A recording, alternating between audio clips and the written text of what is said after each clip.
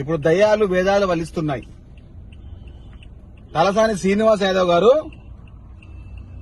2019 నుంచి 23 వరకు మంత్రిగా ఉండే, దానికన్నా ముందు మంత్రిగా ఉండే, సికింద్రాబాద్ నియోజకవర్గానికి కానీ ఇప్పుడున్నటువంటి సనత్ నగర్ కానీ ఆయన మంచి చేసిన పాపన పోలేదు. ఇప్పుడు నీతులు మాట్లాడుతున్నారు. గత 10 ఏళ్లు బూతులు మాట్లాడి ఇప్పుడు నీతులు మాట్లాడుతూ ఉన్నారు. తలసాని శ్రీనివాస్ యాదవ్ గారు, మీరు రేవంత్ రెడ్డి గారి గురించి మాట్లాడే అర్హత మీకు లేదు.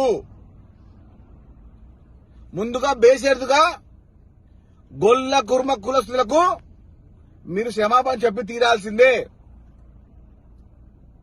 700 కోట్ల రూపాయల గొర్రెల స్కామ్ లో ప్రధాన నిందితుడు మీరే కదా, మోసం చేసింది మీరే కదా కులస్తులని.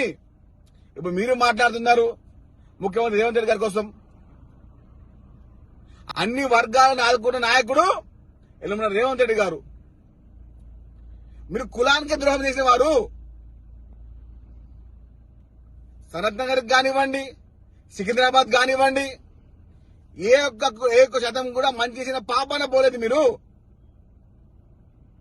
కాబట్టి తలసాని శ్రీనివాస్ యాదవ్ గారు, మీరు సికింద్రాబాద్ కి సనత్ నగర్ కి పట్టిన శని, పట్టిన చీడ, పట్టిన పీడ. ఎప్పుడైతే మీరు గెలుస్తూ ఉన్నారో అప్పుడు ఈ ప్రజలందరూ ఎంత బాధపడుతున్నారో మీకు గత ఎన్నికల్లో, వచ్చే ఎన్నికలు తెలుస్తుంటది. కాబట్టి రేవంత్ రెడ్డి గారి కోసం మాట్లాడే నైతిక అర్హత లేదు, ఆ స్థాయి కూడా మీకు లేదు.